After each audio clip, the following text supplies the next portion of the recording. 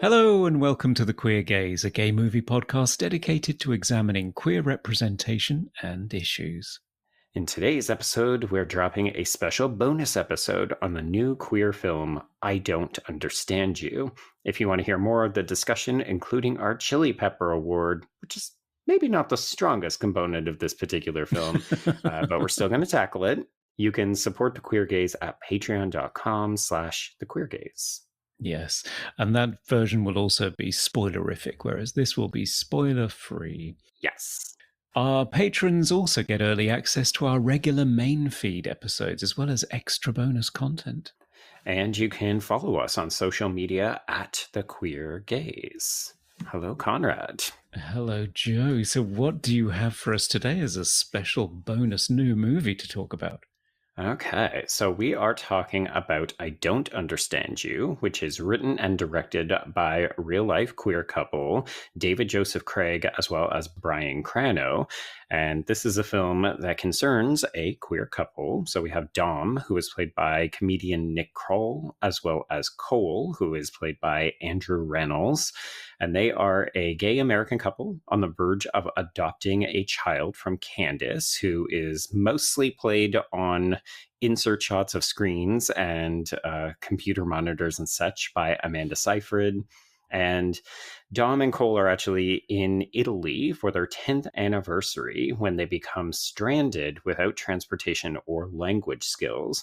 So they end up trying to use this disastrous vacation to reconnect, but their fears and their relationship problems are threatening to boil over. And yes, folks, we are going to keep this mostly spoiler-free, but it does involve a number of, plays on that main title. So the fact that we speak bare bones Italian, we get stranded in a place where folks speak virtually no English. There's a lot of miscommunication comedy and also a touch of bloodshed, Conrad. Yeah, so here's my pitch to you, Joe. I would describe this as Tucker and Dale versus Evil meets book club. Okay, sure, yeah. Because it's the kind of colourful, oversaturated picture postcard image sort of goes down nicely with a cup of tea and a biscuit comedy mixed with... You're so British. Gore. Yes, with gore, yeah. And I will confess that this is a movie that mostly did not work for me. And, you and I have had a number of conversations about how we don't always gel with certain comedies. We've actually had a good run on the podcast where we can find things that we like in a movie that didn't entirely work for us, or we've just enjoyed the movie flat out. And unfortunately, I think this is going to be a bit more of the former because I just found a lot of the comedy was not gelling for me. No, it's a very particular kind of comedy. I saw lots of quotes on other reviews, capsule reviews, saying that this was outrageously funny and people were barely able to breathe containing their excitement and so on. I have to admit, I didn't laugh once. I didn't even do that sort of polite snorting through the nostrils. Yeah. Yeah. I had one pretty decent laugh. It was one of those, like, you laugh and then you catch yourself because you realize you're laughing at someone's really grave misfortune. And it didn't catch me by surprise because I think that was one of the other things is that so much of this is telegraphed and so much of it is very repetitive comedy. So if you find that the one main type of joke isn't working for you, like, oh, I don't understand what's happening, and we just keep leaning into that, then it becomes really difficult to find something that you're going to connect with. So there was one moment of like physical comedy sight gag that it ended up catching me because I was like, oh, wow, okay, this movie went for it because, yeah, the movie is not afraid of some bloodshed. But for the most part, I could see everything coming about 2 to 3 steps ahead. And that really just took a lot of the zinginess out of this movie for me. Yeah. And for me also, there was just a bunch of tired gags. I think in particular, misunderstanding an Italian accent. Right. I think some of these are gags that I used to see in sitcoms when I was a child. Right. Yeah, and just things like, an American tourist being asked, "You finish?" As in, have you finished something? And Yeah. replying, "No, we're American." Mm-hmm. Bing. I found it groan worthy on occasion. More so than laugh worthy, right? Yeah. Yeah. And also it relies upon an awful lot of poor decisions. And Mm-hmm. really unjustifiably poor decisions. Many times I was asking myself, why are you even doing this? This doesn't make sense at all by any stretch of the imagination. This is not something reasonable to do. And so it makes No. you wonder whether the tone they're going for is complete farce, but even Yeah. then there's no discernible logic to what they're doing other than the gag that is about to happen. Yeah, I would agree with that. The motivations and the responses by Dom and Cole do not resemble any kind of human. No. No reasonable human being and no adult would ever make these kinds of decisions. And that's definitely meant to be a source of comedy where you think these are two human beings who are proposing to adopt a small, helpless baby, and they keep finding themselves in situations where they can't handle even the most basic adult interaction. And I think for some people that's very funny. And for me, I just thought, honestly, I found it a little grating. When I realized that the film wasn't going to give me much more than that, I thought, oh, like I think I was ready to tap out before we got to the halfway point because I just realized the film wasn't working for me and it wasn't going to do anything different. And so it just became okay, well, maybe something will change or maybe it'll stick the landing.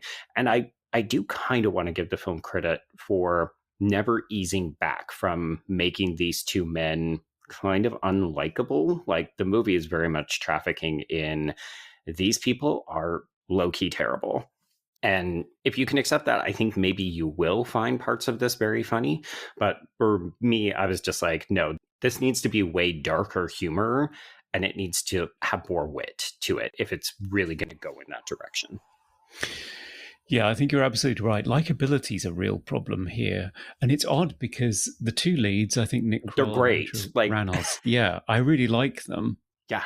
Individually as performers and as a couple, the Mm-hmm. material they get to work with isn't great. But there are some lovely moments because the double play on "I don't understand you," they're a couple that are on the verge of a huge life change that Mm-hmm. requires both of them to be fully committed. Yes. And of course, there is a disparity there that Yeah. reveals itself as the film progresses and is resolved in a way that's very touching. Mm-hmm. So when they get those beats to play with, the two of them are great. Yeah, and I'll confess, I don't know how Nick Kroll identifies in real life. I just know that he's a comedian that has a pretty substantial fan base. I've seen Andrew Rannells in a number of things. He is an out gay actor. He's got a theater background. He's like, this is exactly the kind of role that you would expect him to play. So it felt very familiar in that capacity, but also one that he can very convincingly nail. And I agree with you. I think he and Kroll actually have a really good dynamic. I'm not looking at them and seeing, oh, yeah, this is a couple that fucks. But, in terms of rom-com off the rails territory, they were believable to me. Yeah. Yeah, I can see them baking together, but maybe Right. not. Yeah. Oh, are they going to work on a sourdough starter before they adopt this child to make sure that they can communicate? Yes, absolutely. Absolutely, yes. But yeah, unfortunately, I don't think the film works. Although it's a lovely effort. It's interesting to see this from this writer directing duo because it does appear to be a bit of a running theme. Mm. Because Brian Crano's previous film Permission, starring Rebecca Hall and Dan Stevens, I think Amanda Seyfried is in that in a cameo as well. Okay. Okay. That also features, although they're not the main characters, a queer couple who are deciding whether or not to become parents. Ah. And his very first film, A Bag of Hammers, was about two misfit best friends who are incapable of growing up, who take in an abandoned child. So I feel as though We got babies on the brain. we really do. So I wonder if they've made the leap. I suspect from a little end credit dedication that they may Yeah. have done.